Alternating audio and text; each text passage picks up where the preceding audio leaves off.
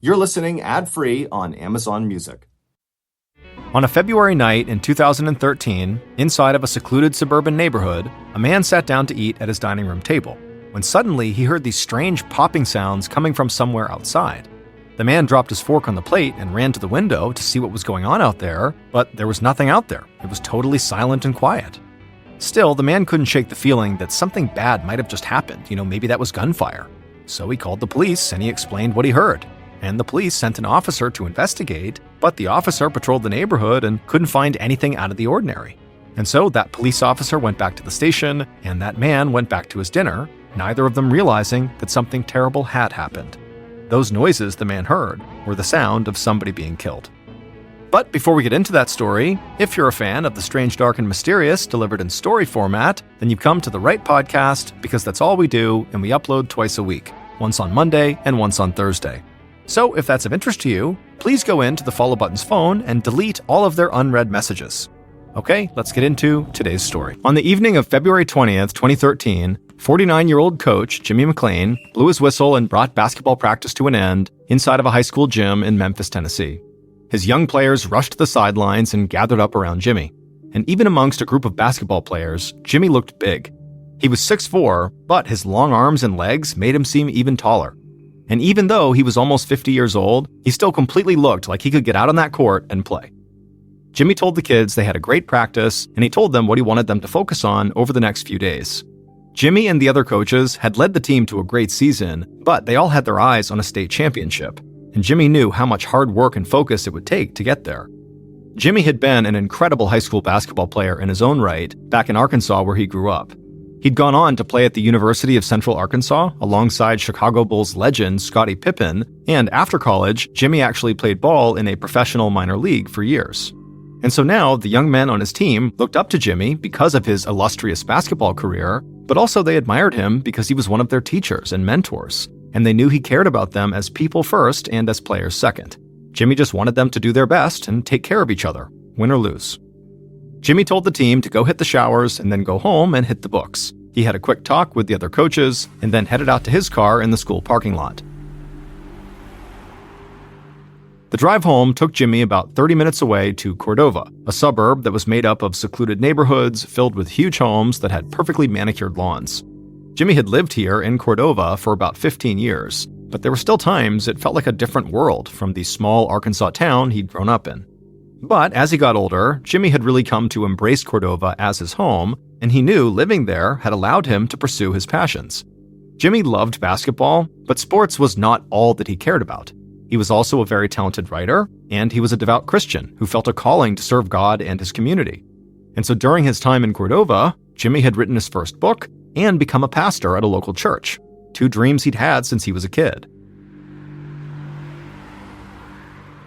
A little after 8:30 p.m., Jimmy pulled onto a street, which looked like most of the other streets in town. He drove past the driveway of his large 4-bedroom house, parked by the curb, and then hit the button on his garage door opener. Jimmy took a deep breath and watched as the garage door opened. In public places like church or school, Jimmy was outgoing, energetic, and confident. But there was a different side to Jimmy, a side that only the people closest to him ever saw. In private, Jimmy often got really anxious, and some people even said obsessive, about the littlest of things. Once the garage door was all the way open, Jimmy swung his car around and backed down the driveway all the way into the garage, with his car facing out onto the street. Then once he was parked inside, he pushed the garage door button again, and he sat in his car watching the garage door close. This order of how he would go about parking his car was something he did every single time he came home, and he never changed the routine. He would always sit there in the car watching the door until it came all the way closed. Once the door was closed, Jimmy grabbed his leather bag out of the passenger seat, got out of his car, unlocked the door that led from the garage into the house, and he walked inside. Once he was inside, he locked the door he had just come through and went right to the front room of the house. There, he carefully laid his bag down on a leather couch and then very carefully placed his keys on top of the bag, just like he did every single night when he got home from practice. After all that, Jimmy walked over to the leather couch that matched the chair that he had just put his bag and keys on, and he took off his sport coat, folded it along the sleeves, and laid it over the arm of this couch. And then once that ritual was complete, he went towards the front door, leaned down, and then slid a small rug that was in the entryway up against the bottom of the door. He would say he did this to keep the draft out. Jimmy never missed any of these steps when he got home, and he would go through them again in reverse order when leaving for work in the morning. People who loved Jimmy usually just got used to his particular habits, but they also knew Jimmy had a lot of trouble adjusting to how other people did things. And also, Jimmy really did not like to be confronted about his routines. Jimmy's phone buzzed inside of his pocket, and he smiled. Right on time, he thought. He grabbed his phone, and he read a text message from his girlfriend, Carlotta Smith. Her message said, "How was practice?" And Jimmy replied, "Great!" Carlotta lived almost 3 hours away in Nashville, Tennessee, so Jimmy only saw her maybe a few times a month. But they made sure to text or call each other every morning and every night. And Carlotta always seemed to know exactly when Jimmy got home from school. Now, the long-distance aspect of their relationship could get frustrating, but Jimmy couldn't remember the last time he was this happy. Jimmy was technically still married, but he and his wife had separated 4 years earlier, and they had finally started divorce proceedings. But Jimmy had been slow to get into another serious relationship. Part of him still felt loyal to his soon-to-be ex-wife and her 2 kids, who he was a stepfather to. But when Jimmy had met Carlotta 6 months earlier, he knew almost right away that he was falling in love all over again. Jimmy slipped his phone back into his pocket, and he walked through the room past the fireplace and towards the kitchen, but he suddenly stopped. He thought he heard something. Jimmy stood there for a second, and then he heard the sound again. It was coming from somewhere out front of the house. He turned around and walked towards one of the windows that overlooked the front yard, but there was nothing out there, and it was totally silent. And so Jimmy figured, he was just being anxious, like there's nothing going on here. So he left the window and headed back towards the kitchen, but then he heard another sound right behind him. And this time he knew something was right outside his front door. At 8:40 p.m. that night, so just a few minutes after Jimmy had gotten home, his next-door neighbor was home and having a bite to eat at the dining room table when he suddenly heard popping sounds. Now, the sounds were loud enough that the neighbor immediately stopped eating, got up, went to the window to look outside, but they didn't see anything and they didn't hear anything. Now, the neighbor knew the sounds he had heard could have been gunfire, but it also could have just been some kids setting off firecrackers, like he really didn't know. But just in case, he grabbed his phone off the table and he called the non-emergency number for the Shelby County Sheriff's Department. And when they picked up, he explained to the operator that he just heard these loud sounds right nearby that he thought maybe could be gunfire. The operator told him to stay in his house and that an officer would be over right away. And sure enough, a few minutes later, a Shelby County deputy knocked on the neighbor's door, and Jimmy's neighbor told him what he had told the operator. The deputy thanked him and said he'd take a look around and see if he could find anything, and then he left the neighbor's house and headed back towards his cruiser. The deputy drove around the small neighborhood several times and did what he thought was a thorough patrol of the area. But he didn't find anything suspicious, so finally he went back to Jimmy's neighbor and told him, everything seemed fine. Then the deputy left and drove back to the station, and Jimmy's neighbor tried to calm his nerves and not worry too much about the strange sounds.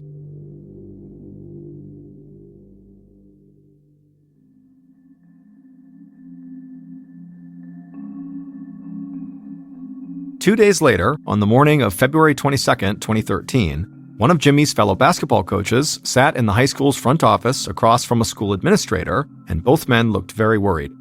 Jimmy had not shown up to teach his classes or to coach basketball practice the previous day, which was completely out of the ordinary. Jimmy almost never missed school or practice. He would rather show up sick than feel like he was letting the kids down. And he definitely wouldn't stay home without calling to let somebody know he was not going to come in. Now, the day before, when Jimmy hadn't shown up, both of these men had told themselves that, maybe there had been some sort of miscommunication, that, perhaps Jimmy had let somebody in the office know he wasn't coming in, but that didn't get relayed. But now, Jimmy was gone for a second day in a row, and nobody at the school had any record of him calling. And now the coach and the administrator really regretted not doing something 24 hours earlier. So the administrator dialed the Shelby County Sheriff's Department, and he said his colleague, Jimmy McLean, had not come into work for 2 straight days, and that was really strange, and he wondered if maybe police could go by Jimmy's house to make sure he was okay.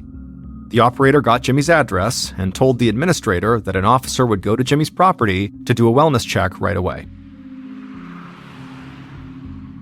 A little bit later that morning, at about 10 a.m., 2 Shelby County deputies arrived at Jimmy's house. They went up to the front door and they knocked, but they got no response. And after a little while of just total silence, one of the deputies tried the doorknob, but the door was locked. So he called his boss and got permission to try to force his way into Jimmy's house. The deputy used a simple lockpicking tool to quickly get the door open, and then once it was, he and his colleague stepped inside, and immediately they called their boss back. A few minutes later, Lieutenant Jason Valentine of the Shelby County Sheriff's Department parked in front of Jimmy's house and approached the two deputies, who were now standing just outside of the open front door. Lieutenant Valentine put on his gloves and greeted the two deputies, and then they stepped aside to let him pass. Once inside, Valentine made his way to the front room of the house, and right away he noticed a large dried blood stain on the other side of the room in front of the fireplace. And just beyond the blood, Valentine saw the dead body of a middle-aged man. Valentine walked over to the body and saw that the man's face, neck, and shirt were also stained with large amounts of dried blood, and the man's limbs looked very stiff, like rigor mortis had set in. And so this, coupled with all the dried blood, made Valentine think that the man had been dead for a while. Valentine began to scan the room. He saw in a nearby leather chair there was a bag with keys sitting on top of it, and then on the couch there was a sports coat laying over the arm. Valentine went to the coat, reached into the inside pocket, and he found a wallet with a driver's license inside of it. And the man in the photo matched the man on the floor. It was Jimmy McLean, and from the looks of it, Jimmy had been murdered. And so at this point, Lieutenant Valentine asked the two deputies outside to come into the house and help him do an initial search. And right away, they noticed there was a whole bunch of high-end electronics that were left untouched all throughout the house. And so this seemed to indicate to the officers that, it didn't seem likely that the person who killed Jimmy had come here to rob him. It seemed like they had come here to kill him. After searching the 4 bedrooms, which all seemed undisturbed, Valentine walked down a long hallway to the door that led to the garage. He entered the garage, and he saw Jimmy's car was parked right there inside, facing the closed garage door. But other than that, there really wasn't much to see in the garage. There were no obvious prints, no sign of blood, no forced entry. So Valentine went back inside the house to keep looking. And a few minutes later, Valentine's fellow county detective, Alan Bean, stepped inside the home, and he was followed by several state forensics officers. Valentine and Bean worked together often, and so Valentine knew Bean had a sharp eye for evidence. And so Valentine right away told him that the front door and the door leading in from the garage had both been locked when police first arrived. And so Bean turned and went right to the front door, and he found that the door itself could be locked from the inside, but if someone had left through that door, they could only lock that door by using a key. Then Bean looked at the entryway of the house, and he saw there was a rug laying nearby, but it was at a strange angle, like somebody had pushed it away from the door. Then something between the rug and the door caught his eye. He crouched down and he signaled for Lieutenant Valentine to come look too. At first, Valentine thought what he was looking at was just some mud on the floor, but Bean pointed at one particular spot within the mud, and what it was a small portion of a shoe print. Now, there wasn't nearly enough of a print to tell what kind of shoe or what size it was, but Bean hoped the forensics team would be able to use this partial shoe print to tell them more at some point. Now, Bean and Valentine both knew that this print could just be the victim's, but there were no other prints anywhere like it on the floor, so it seemed like there was a real chance it belonged to the killer. As forensics officers began to pull the shoe print, Valentine led Bean over to the body. Multiple .40 caliber bullet casings lay on the floor near the dried pool of blood around Jimmy, and so it seemed clear Jimmy had been shot several times. And so Valentine and Bean came up with the same initial theory. Whoever killed Jimmy likely knew him really well.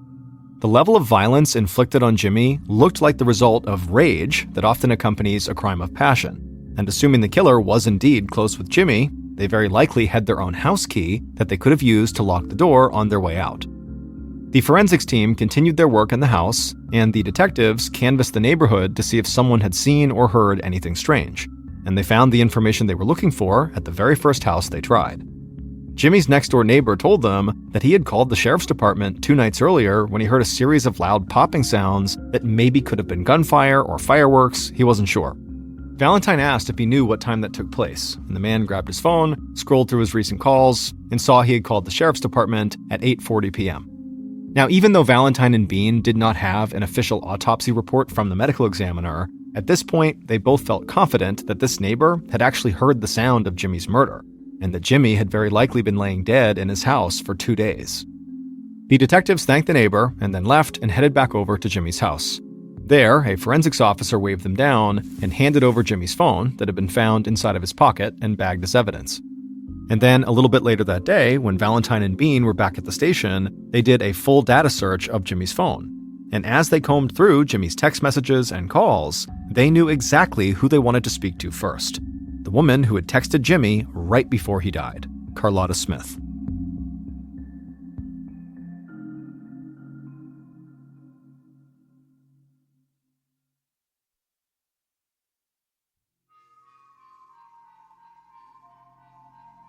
The day after Jimmy's body was found, Detective Valentine walked Carlotta into an interview room at the sheriff's department. Valentine told her how sorry he was for her loss and how much he appreciated her coming in. Valentine wanted Carlotta to feel very at ease, as if she was just there to help. But in reality, she was already at the top of the investigator's suspect list. By this point, the medical examiner had officially confirmed Valentine and Bean's initial theory that Jimmy had died on the night that neighbor had called police, most likely not long after responding to Carlotta's text. Valentine and Bean had also contacted members of Jimmy's family, and they had learned that Carlotta and Jimmy had been in a serious relationship for about 6 months. And as Jimmy's serious girlfriend, she very likely had a key to his house, and she would also fit the profile of someone who would maybe commit a crime of passion. On top of that, a victim's intimate partners are almost always primary suspects at the beginning of any murder investigation. After Carlotta sat down at the table across from the two detectives, Valentine asked her about the final text message she had sent to Jimmy. Carlotta explained that she tried to text Jimmy every night when she knew he'd be getting home from basketball practice. It was one of the ways they stayed connected while living 3 hours apart. After that, Valentine asked Carlotta if she had her own key to Jimmy's house that she used whenever she came into town. But Carlotta shook her head and said no, she didn't. Valentine seemed very surprised. He said he thought that she and Jimmy were pretty serious and always stayed together when they visited each other. And Carlotta said they were serious, but she actually didn't stay at his house when they visited. She was a religious person, and she just didn't feel right spending the night at the house of a married man. So she had told Jimmy that until his divorce went through, she would stay by herself at a hotel whenever she came to town. Valentine hesitated for a second. He thought Carlotta actually sounded angry. And so he asked her if it bothered her that Jimmy was still married. And when he said this, Carlotta immediately seemed like she might just start crying. She said it absolutely bothered her, and she thought Jimmy was actually kind of dragging his feet with the divorce, and she was kind of tired of it. Valentine knew it was best to just let her keep talking, so he just kept nodding along like he understood exactly what she was going through. And so Carlotta just kept on talking. She went on a rant about Jimmy's wife and how he was still way too friendly with her and how it didn't make sense that this woman was still part of Jimmy's life. Finally, Carlotta trailed off, at which point Valentine asked her for a few more details about where she had been when Jimmy was killed. Carlotta said she had been at home in Nashville, but then she said police really needed to speak to Jimmy's wife. The wife and her son lived close to Jimmy, and the wife just could not seem to let Jimmy go. And Carlotta was sure Jimmy's wife still had a key. Valentine thanked Carlotta for coming in and told her she could leave. And then after she was gone, the detectives couldn't help but feel like Carlotta had not really helped her own cause here. If she was as angry about Jimmy's marriage as she seemed, then perhaps that was her motive to kill Jimmy. The following day, Valentine and Bean brought Jimmy's wife, Carla McLean, and her 19-year-old son, Dwayne Moore, into the station. Valentine and Bean questioned Carla first, and she seemed totally distraught about her husband's death. She said he was such a good man who loved God and loved helping young people. It just didn't make sense that he was gone. But Bean asked the obvious question. Was there any animosity between her and Jimmy during their 4-year separation and now during their initial divorce proceedings? But Carla just shook her head. She said that she and Jimmy were good friends, they just didn't quite work as a romantic couple. So Bean asked Carla if she still had a key to Jimmy's house, since after all, they were on good terms. Carla got a look on her face like she was searching for something, and then she said she didn't think she had a key, and if she did, she had forgotten where it was. Bean and Valentine nodded like that made complete sense, but inside, they did not buy that at all. And they believed Carla was lying right to their faces. Valentine asked Carla where she was on the night Jimmy was killed, and Carla said she'd been home the whole night with her son Dwayne, and he would vouch for her. Valentine nodded and then asked if police could actually have her phone to download her data, because this would be an easy way to confirm where she was and to cross her off their list. Carla immediately reached into her purse, pulled out her phone, and put it on the table. She said police could search it all they wanted, she had absolutely nothing to hide.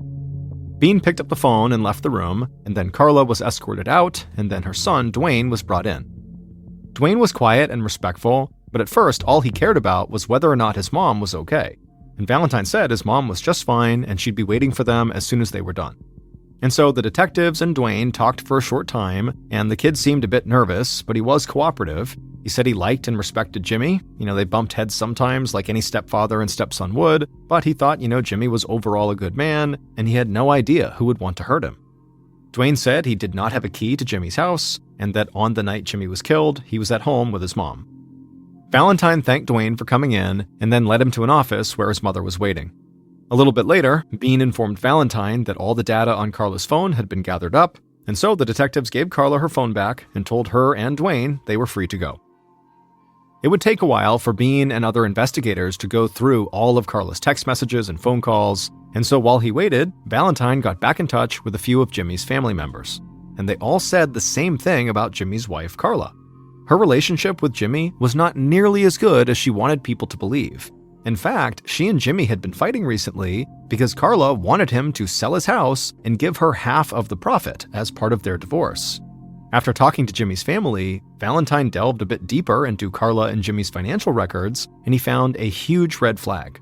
Carla was the beneficiary of Jimmy's life insurance policy.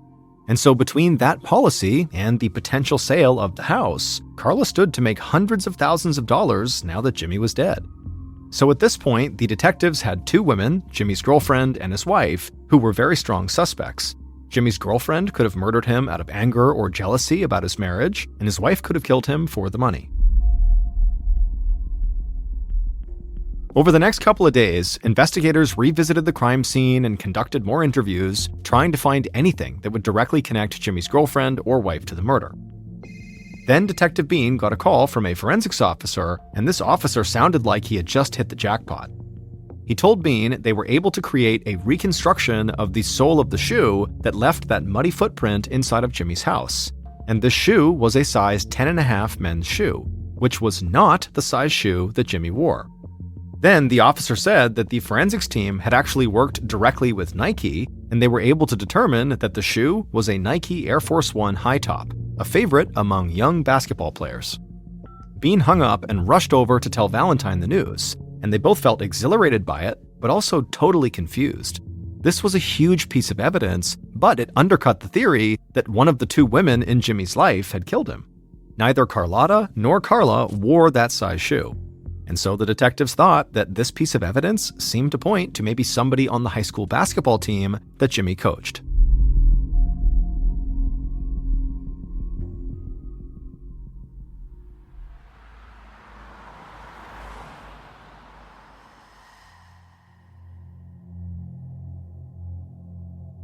Not long after learning about this shoe, Bean and Valentine headed to Memphis, Tennessee to interview students and faculty at the school where Jimmy taught and coached. And right away, things took a bizarre turn. A coach told the detectives that one of the team's star basketball players had recently been exposed as a 22-year-old man who was pretending to be a high schooler so he could dominate the sport and hopefully earn a college scholarship. The school had discovered the player's secret and promptly kicked him off the team after an anonymous call was made to the school district about this kid. Now, the coach said everybody knew Jimmy prided himself on being honest and that he despised the idea of cheating. And so a lot of people at the school thought Jimmy might have been the anonymous caller who sold out the 22-year-old. At this point, Valentine and Bean understood what the coach was getting at. If this 22-year-old player found out that, Jimmy was the guy who called on him, well, maybe he was the one who killed Jimmy for ruining his chances to play in college and maybe make it to the NBA. And to make things even more suspicious, the coach said the disgraced 22-year-old player had recently moved out of the city. The detectives thanked the coach and then tracked down the player's records in the school's front office. Valentine found a local phone number for the player's mother, so he reached out to the woman and asked her to come to the station. The following day, Valentine and Bean sat in the interview room, staring at a woman who either looked extremely young for her age or who had lied to them on the phone about who she was. So before Valentine launched into any questions about the investigation, he asked the woman flat out if she really was this player's mother. The woman just laughed and said no, she was his wife, and then she admitted that she had helped him forge his transcript and listed herself as his mother. This would allow him to go back and pretend to be a high schooler. Valentine and Bean looked at each other and just shook their heads. This all seemed absolutely absurd. Bean asked the woman if her husband had any issues with his coach, Jimmy McClain, or if he believed Jimmy was the one who called the school anonymously and exposed his scam. The woman kept on smiling. She said she didn't know if her husband had a problem with Jimmy, but Jimmy definitely did not call the district, because she did. Because she had caught her husband cheating on her with a high school girl, and she wanted to ruin him. Valentine looked over at Bean again, and then he just sat back in his chair and stared at this woman. This now seemed like something out of a soap opera. But still, even after this woman left, the detectives agreed that the fake high school basketball player was someone who might wear Nike Air Force One shoes. He also could have had problems with Jimmy about something else, and also his story was so strange and calculated and full of lies that Valentine and Bean did not want to rule him out, at least not yet. But just as they started looking deeper into this whole weird scenario with this fraudulent basketball player, something happened 300 miles away that would change the entire investigation. On the night of February 26, 2013, 6 days after Jimmy's murder, a woman in pajamas burst into a police station in Crossville, Tennessee, over 4.5 hours from Cordova, where Jimmy was killed. The woman screamed that she was in danger and she needed protection. Several officers got up from their chairs and ran over to her and ushered her into a small office. The police tried to calm her down, but she was frantic, and she kept looking all around her like somebody was following her. The officers told her they could help, but they needed to know what was going on. Finally, the woman took several breaths and calmed down, and then she said somebody had just told her husband who had murdered Jimmy McClain over in Cordova, and now she was worried that somebody would come after them because of what they knew. It took a while for the officers to get all the necessary information from this woman, but when they felt like they had a grasp on the situation, one of the officers rushed to his desk and called the Shelby County Sheriff's Department. Lieutenant Valentine picked up, and he listened to the whole crazy story about this woman in pajamas. And information from that call led Valentine and Bean to do another search of Jimmy's wife's phone records. And during that search, they found what they were looking for. On the day of the murder, Jimmy's wife Carla had been texting with a young man in town who was a known drug dealer, a guy who everybody called Pooh. And Pooh definitely had the connections and the skills to have somebody killed. On March 5th, 2013, about 2 weeks after Jimmy's murder, 2 undercover cops sat in an unmarked car not far from Pooh's house. They were conducting surveillance on the house and waiting for Pooh to do something they could bring him in for. And they didn't have to wait long. The officers watched Pooh step out of his house, and he was clearly carrying a gun. And so the officers got out of their car and called out to Pooh, saying they needed to speak to him. But Pooh didn't waste any time. He ditched his gun into the yard and then took off running towards the back of his house. The 2 cops followed on foot, but Pooh sprinted through the alley, he ran between a couple of houses, and then he turned onto a residential street. Pooh looked over his shoulder, and the cops were nowhere to be seen, so he slowed down a bit and kept heading towards the end of the road. Suddenly, tires screeched on the road, and Pooh saw a SWAT vehicle come to a stop right in front of him. Pooh turned and tried to run again, but 2 members of the SWAT team leapt out of the vehicle, and they were fast. They caught up to Pooh and tackled him to the ground, and Pooh relented and did not put up a fight. The SWAT team would search him, and they would find baggies full of pills and also marijuana. And then a few minutes later, the undercover cops who had been conducting the surveillance, they arrived, and they had retrieved the gun that Pooh had thrown into the yard. And so now the police had enough evidence to hold Pooh on drug and weapons charges. A little bit later that day, Pooh sat inside of an interview room across from Detectives Valentine and Bean and several other investigators at the Shelby County Sheriff's Department. Valentine stared across the table at Pooh and then glanced down at Pooh's phone that police had confiscated. Valentine held up the phone, leaned across the table, and showed Pooh a photo. Pooh looked at the photo and then lowered his eyes. The picture was of a handgun and piles of cash sitting on a blanket. Then Valentine pointed out several text messages that Pooh had sent and received from Jimmy's wife, Carla, leading up to the time of Jimmy's murder. Valentine said it did not take a huge leap to think maybe Pooh had been hired to kill Jimmy. Pooh was silent for a minute, then he raised his head and looked at Valentine and the other investigators, and he said he would tell them everything.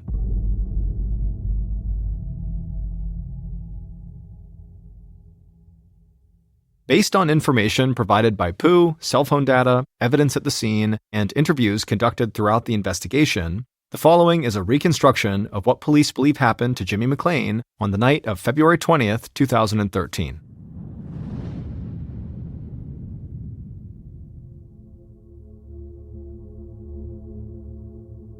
On that night, the killer slouched down in the driver's seat of their car that was parked just a few houses away from Jimmy's. In their hand, they clutched a Smith & Wesson Sigma, a .40 caliber pistol. A little after 8:30 p.m., the killer saw Jimmy's car pull up in front of his house and then reverse into his garage. The killer watched the garage door close all the way, hiding Jimmy inside the house, and at that point, the killer got out of their car, they crouched low to the ground, and ran across Jimmy's front yard, not noticing they had just gotten mud on the underside of one of their shoes. A moment later, the killer reached into their pocket and pulled out a single key on a key ring. They took a breath, clutched the gun tighter in their hand, and then crept out of the bushes. Staying low, they approached Jimmy's front door and quietly slipped that key into the lock. The killer raised the gun, unlocked the door, and threw it open, and as they did, the door slid a small rug out of the way, and the killer stepped right inside and then slammed the door behind them. And Jimmy was standing right there in the room, and when Jimmy turned around and saw a person in his house with a gun, he just started running, trying to get away. But the killer was ready, and they began shooting at Jimmy. Jimmy screamed out and fell to the floor right in front of the fireplace, and blood began pouring out of his shoulder and back, and the killer didn't even move. They stood right there firing over and over again, aiming at Jimmy's neck and head until the gun was empty. And after it was empty, the killer just stood there for a minute, staring at Jimmy's now lifeless body.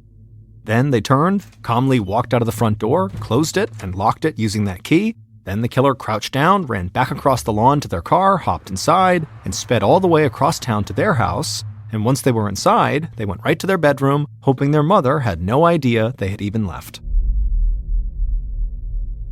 It would turn out the drug dealer Pooh provided Jimmy's killer with the murder weapon, but Pooh himself did not kill Jimmy.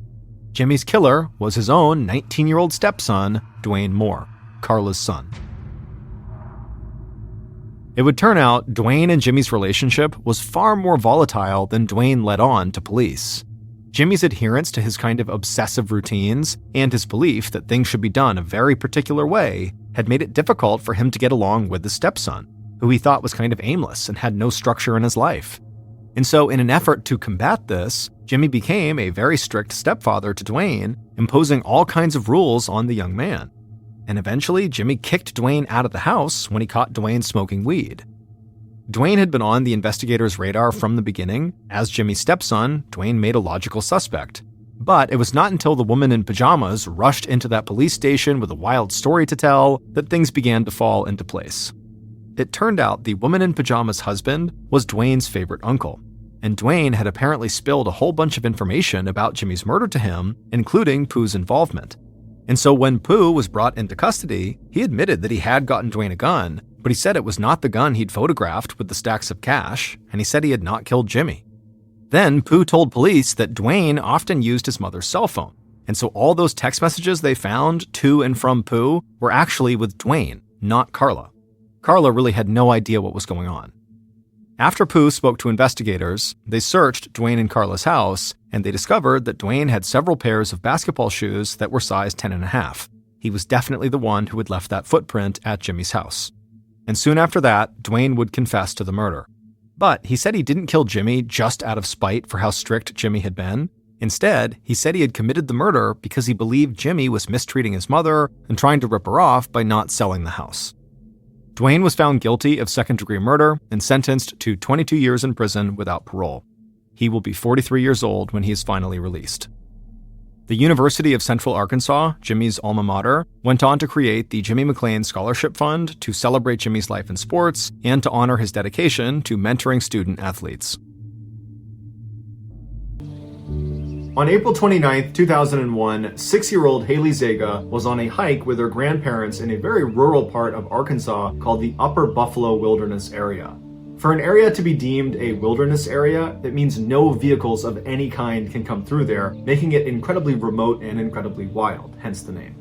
They had taken this trail that brought them up to the top of this bluff that was about 200 feet higher than where they started, and they got to this incredible overlook, and they're looking down over this river, and at some point at about 11 in the morning, they turn around to head back.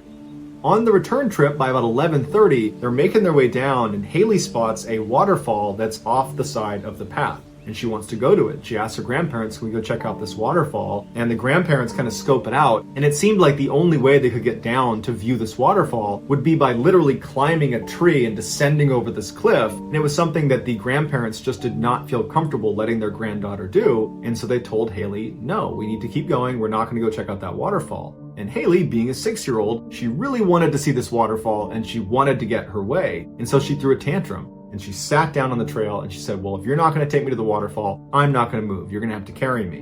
And the grandparents were like, no, we're not going to carry you. You need to be a big girl. I need you to stand up and start walking with us. And Haley refused. And so her grandparents said, okay, we're going to leave you. And they turned around and they kept walking down the trail.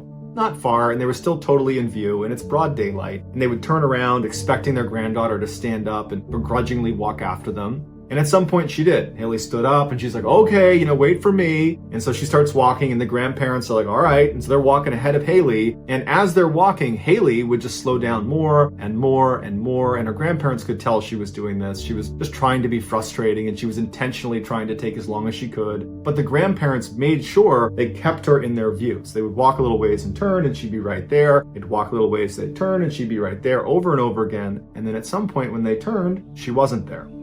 And so the grandparents immediately run back up and they're looking around for Haley thinking she probably darted behind a tree to hide because she wants, to be a little bit more frustrating for them. And so they're kind of looking for her. They're not that worried yet. They start yelling for her saying, come on, we do got to leave. You got to come out. We got to go. But there was no word from Haley. It was just silence and she was just totally gone.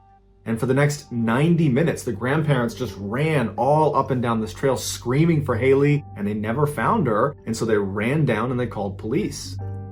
The largest search and rescue mission in the history of Arkansas was launched for Haley Zega. It included hundreds of searchers on the ground, including 8 dog teams and helicopters overhead. There were firefighters, the National Guard was involved. But after 2 days, despite this incredible search, really no progress had been made. The only thing that had been found was one of the dog teams had tracked her scent up to a nearby road where the dog stopped, meaning the scent is now gone. And unfortunately, what that told investigators is it looks like Haley got picked up by some motorist. But 51 hours into the ordeal, there were 2 searchers well outside of the primary search area. They were about 2 miles away from where she'd gone missing. They spotted her. She was sitting next to this brook with her feet dangling in the water. And when she saw them, she kind of waved and they said, are you Haley Zega? And she said, yeah. And she had a couple of scratches on her arm and on her face, but overall she seemed okay. And so Haley was reunited with her family and then she was brought to the hospital to be observed. After Haley had regained some of her strength, investigators asked her, what happened? And she said that she was walking behind her grandparents and that she looked down. And then when she looked up again, not only were her grandparents gone, but she was looking at this wall of trees. Like she was not on the trail anymore. She didn't know where she was. And since she was only 6 years old, she didn't stop and look around or yell. Instead, she just kept walking in this direction that she didn't recognize. And she walked and walked and walked and she never found the trail again. She said pretty soon it got dark and she slept on top of that bluff. And then the next day when the sun came up, she walked down the bluff and she made it to the river. Then she walked along the river until she found a cave where she slept for the second night. And then the next day when she got up, she was found. After she gave this explanation, investigators had a lot of questions, like, if you were sleeping up on the bluff on that first night, then why couldn't the helicopter see you? Because that's all they were doing was flying over the bluff and they had thermal imaging. They could have very easily picked you up. And so they asked her, are you sure that's where you were? And she said, yeah, that's where Alicia told me to stay. And they were like, who's Alicia? And she said, oh, she's my imaginary friend. I met her on the bluff. And so immediately the investigators and the parents are like, okay, she's clearly coping with this traumatic event by creating this imaginary friend. And so they don't ask any more questions about the imaginary friend. Instead, they continue to ask questions about basically how she got from where she was lost to where she was found. And they say, okay, Haley, how did you get down the bluffs? Because there's only one way down and it can be hard to find, especially if you're off the trail. And Haley said, well, Alicia brought me to a trail and she led me down the bluffs. And she stood in front of me and made sure that I didn't fall forward. And so her parents and the investigators are now starting to think, maybe this isn't an imaginary friend if this person is right in front of her kind of propping her up. And so they ask Haley, can you describe what Alicia looks like? And Haley said, sure, she has black hair, brown eyes, she's a little bit shorter than me, she's 4 years old, she likes to tell jokes, and she likes to sing songs. And then Haley began singing songs that she had learned from Alicia and began telling jokes she had learned from Alicia. Even though Haley was giving this vivid description of this 4-year-old girl named Alicia running around the bluffs, it just couldn't be possible. And so Haley's parents and the investigators went back to treating Alicia as just an imaginary friend, just a simple coping mechanism. And so the investigators went back to just doing their interview with Haley. They got all the information about how she got from the bluffs down to the river as much as they could. And then because Haley was fine, they said, okay, you're good, see you later. Now, Haley's case was a really big deal and it was all over the news, especially after she was found. And so her interview where she said this imaginary friend named Alicia had assisted her in getting down the bluffs and had basically taken care of her, that was put in print. And after it was published, there were some readers that realized there was another little girl who had gone missing in the exact same spot as Haley 23 years earlier. She was 4 years old, she had black hair, brown eyes, her name was Alana, and she had died on those bluffs. After this connection was made, it got national media attention because suddenly news outlets were saying this imaginary friend was actually Alana and that she was Haley's guardian angel. In fact, Haley was brought on Dateline to talk about her imaginary friend.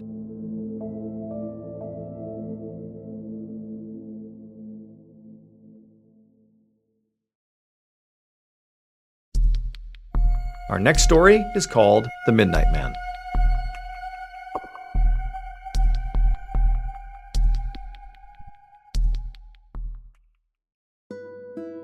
One night in the summer of 1904, a young woman named Anna Gray was laying in her bed in her second-story room in a bed and breakfast in Chicago, Illinois. Except she couldn't sleep. She couldn't really tell why she couldn't sleep, but her stomach was kind of upset from the mince pie she had eaten earlier, and it was kind of, her stomach was rumbling around, and so maybe that was why. And also, the air in the room was very stuffy, there wasn't any circulation, and so she's just laying in silence as her stomach is growling, and it was very uncomfortable. And so eventually, Anna felt so frustrated that she was not able to sleep that finally she just threw the covers off, hopped out of her bed, and walked over to the window, and she opened it up to let in some fresh air.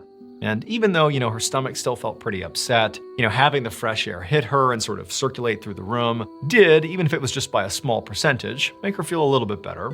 And now that she was standing up near the window and sort of realizing how late it was, she suddenly did feel sort of tired. And she was like, great, I'll leave the window open and I'll go back to sleep. So she walked back to her bed, laid down, pulled the covers up over her, and sure enough, just a couple minutes later, she had fallen asleep. But several hours later, Anna suddenly woke up. She's laying in her bed, her eyes shoot open, and for a second as she's laying there, she can't quite remember where she is. She's confused, disoriented, and then she remembers, oh yeah, I'm in that bed and breakfast, I'm in Chicago, okay, I'm going home tomorrow, okay. But as she's laying there, sort of putting together what's happening, she just has this weird feeling that something just feels off in the room. She can't quite place it, but there's something wrong here. And so instinctively, Anna sits up in her bed, and she kind of just surveys this small room that she's in. And at first, everything seems totally in order. There's nothing odd here at all. It's just a late night inside of a bed and breakfast. It's still, it's quiet, there's nothing going on here. But then as she scans the room one more time, her eyes stop on the open window. Because now there is a man sitting on the windowsill, looking into the room right at her, unflinching, just staring right at her.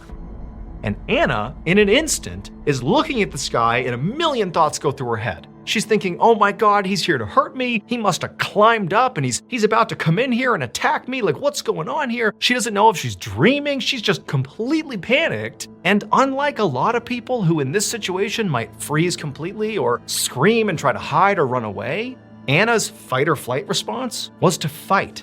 And so it was almost like in a fraction of a second, she had leapt out of the bed to confront this man, this stranger in her room. But the man, as soon as she jumped up, he didn't budge. He's just sitting there staring at her. Then almost like delicately, he leaned backwards and fell out the window. And now Anna's thinking, oh my God, is he okay? She doesn't know who he is, but that's a serious fall. They're on the second floor. And so she runs to the window, looking out, expecting to see this guy, with a broken neck down on the ground. But she looks down and there's nobody there.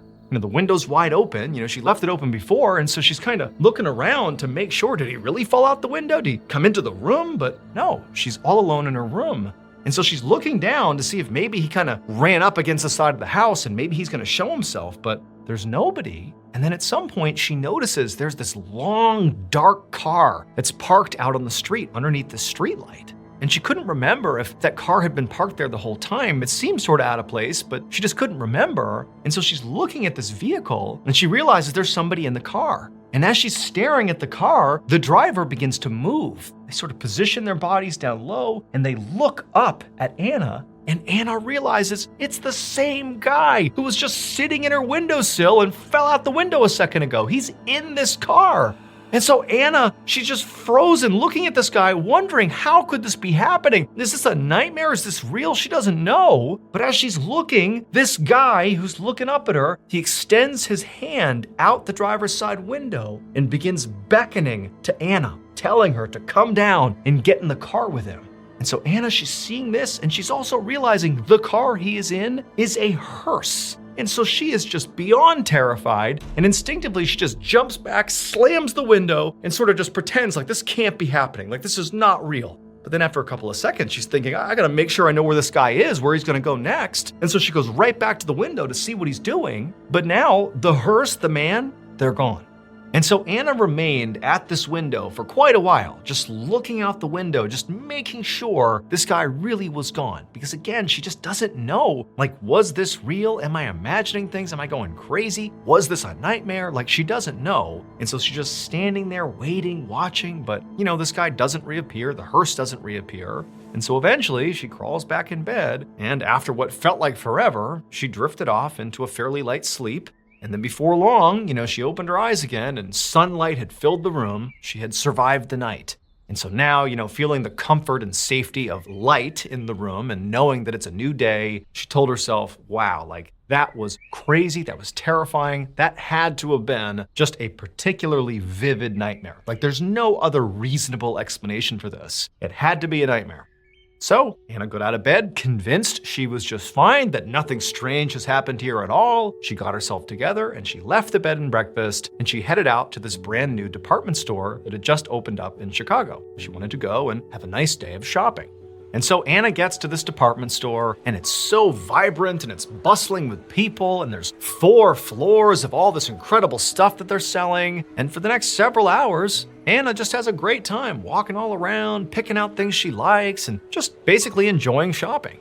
And then eventually, when she was up on the 4th floor, after she had purchased all the things she was gonna buy, she decided it was time to leave. Now, by this point, she had basically completely forgotten about, whatever happened the night before. This guy, the hearse, all of it. It was completely out of her mind. She is back to normal. And so she makes her way over to the elevator to go down to the 1st floor. And so she hits the button and she's waiting and waiting. And then eventually she hears a noise, a dinging sound, and the doors open up. And there's loads of people on this elevator car. It is packed. And so, like most of us would do in this situation, Anna kind of waved them off and said, I'll take the next one. And she's expecting that, the doors will close and these folks will go down and, when it comes back up, she'll get on and that's that. This is like not a big deal at all. She's not even thinking about it. Just go ahead. But the doors don't close. And instead, as she's kind of, not really looking over in their direction, she hears this voice come out of the elevator car. And it's this kind of rude tone. It's a man's voice and he calls out, one more, like demanding that Anna get in there. Like, what are you doing? You're holding up the car. And Anna was kind of taken aback by whoever was kind of barking this order at her. And she turned around and she looked into the elevator car and she couldn't really tell where the voice was coming from. But then eventually she noticed it was coming from the guy who operated the elevator car. The elevator was manual. There was somebody who literally moved the car up and down, and she kind of didn't see the guy's face at first, but eventually, when the guy kind of poked his head through and looked at her, confirming that, yeah, I'm talking to you, get in the car, she realized the elevator car operator was the man in the hearse that she had seen in her windowsill. It was the same guy. And so Anna is so horrified, she gasped out loud and just was like, no, I'm not going in there, no. And so all the folks that are in the elevator car, they do not know what's going on. And they're kind of looking around like, what's happening here? And the car operator continues to look out at Anna for a second. Then he just kind of scoffs at her like, fine. Then the doors close and the elevator disappears. And for a moment, Anna's telling herself like, what is going on? That can't be the same guy. It's just going to be a coincidence, right? But as she's having these thoughts, these crazy thoughts, trying to rationalize something that's not rational, she suddenly heard this loud metallic crunching sound inside of the elevator shaft, followed by what was obviously people screaming. It would turn out that elevator car that she nearly got into but didn't because of her fear of this guy that she was seeing again, the same guy from her bedroom the night before, that elevator car, as it began its descent, it malfunctioned and fell 4 stories, killing 2 people on board.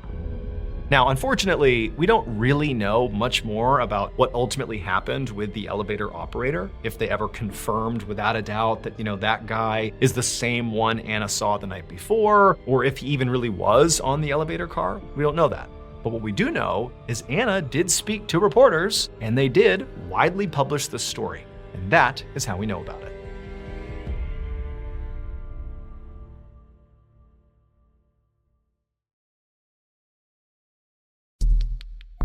The next and final story of today's episode is called From the Field.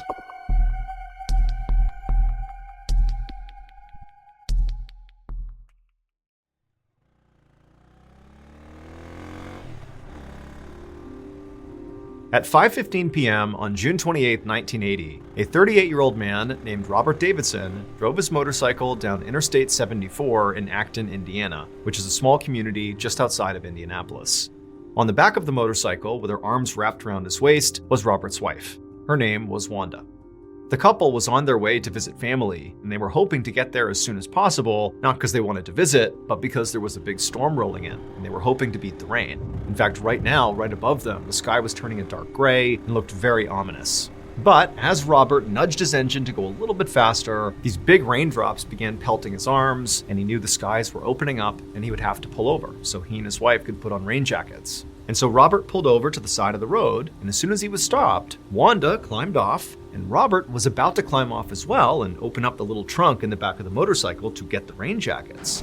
But before he did that, there was this sudden flash of light, and then Robert felt pain all throughout his body, his muscles went totally rigid, and then he crumpled off his bike onto the ground, and everything went black. Less than 5 minutes later, an ambulance arrived on the scene, and several first responders jumped out, including a woman named Kimberly Cobb.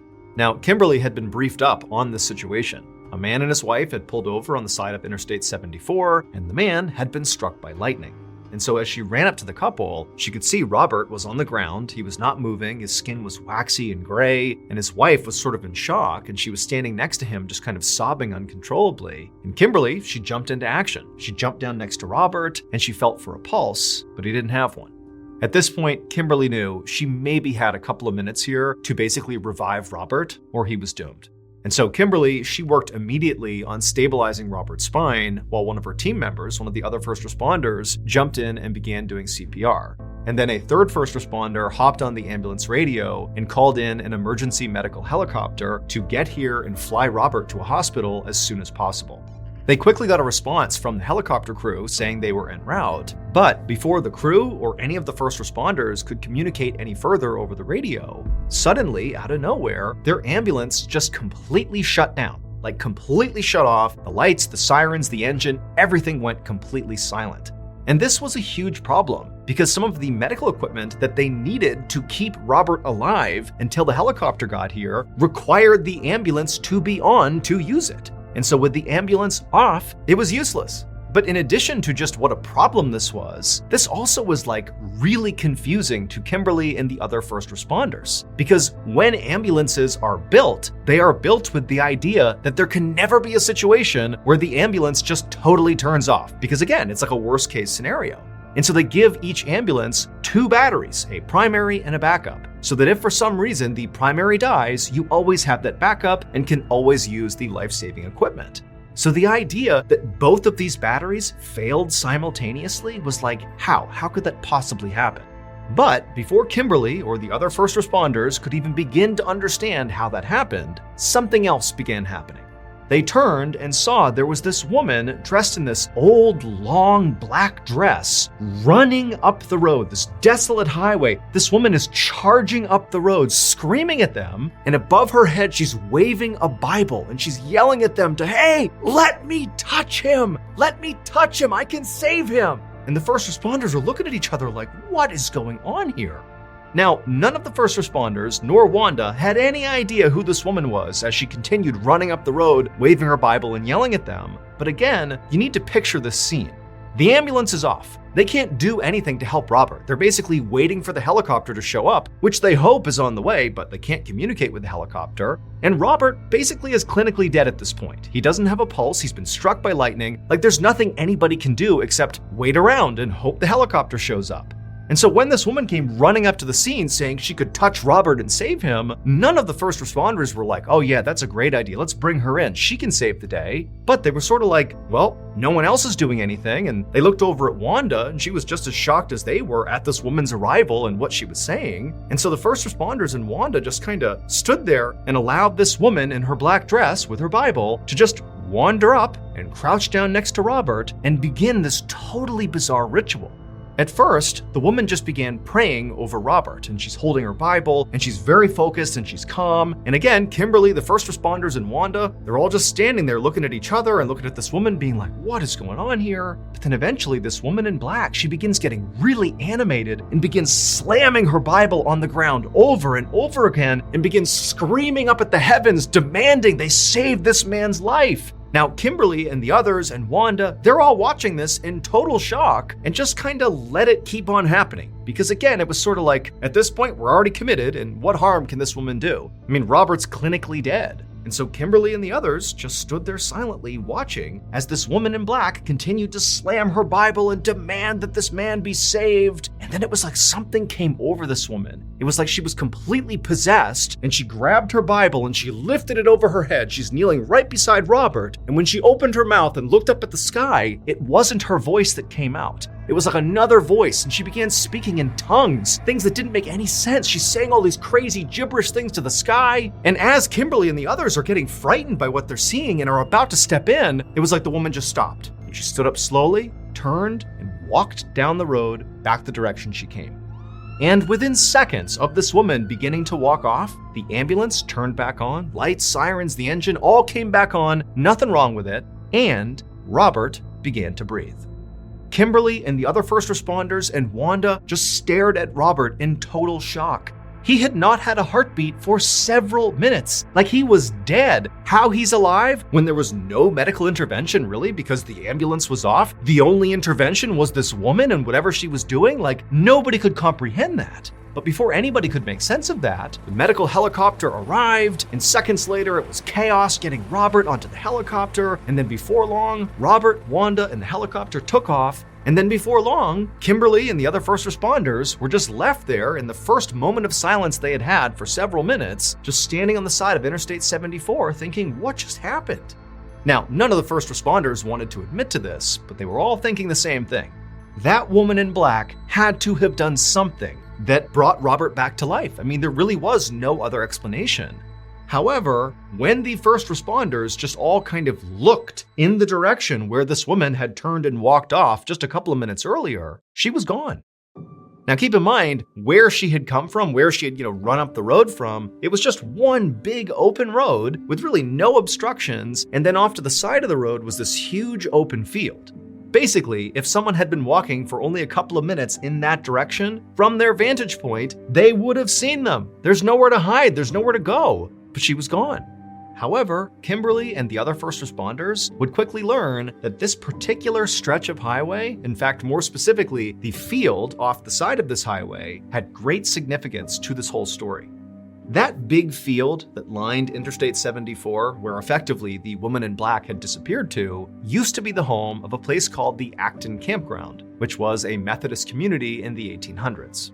The members of this community were known for their really loud prayer style and also for speaking in tongues. Now, unfortunately, this community actually burned to the ground in 1864. Afterwards, they rebuilt, but then in 1905, disaster struck again and it burned to the ground again. And this time they did not rebuild. Instead, the community was leveled to the ground, was sold off, and then eventually was just abandoned and became a big empty field.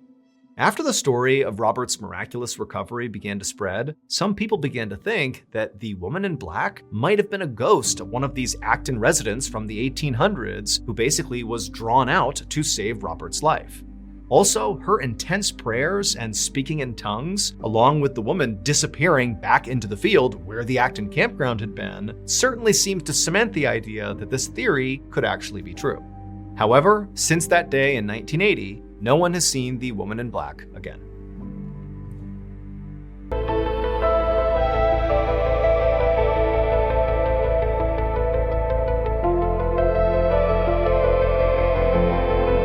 Your silhouette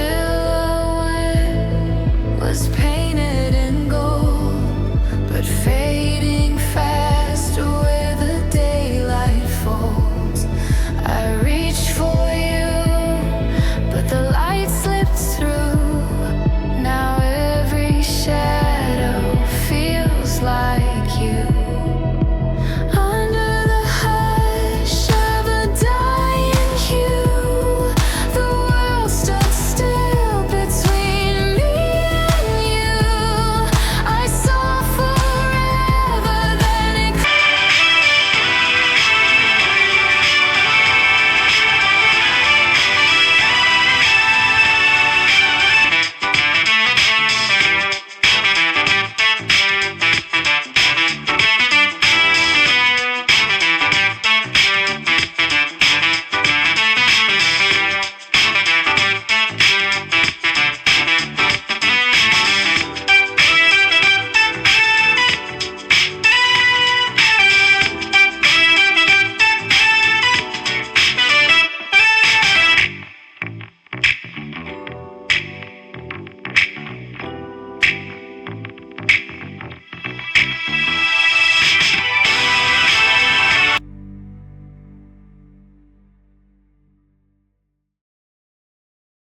A quick note about our stories: they are all based on true events, but we sometimes use pseudonyms to protect the people involved, and some details are fictionalized for dramatic purposes.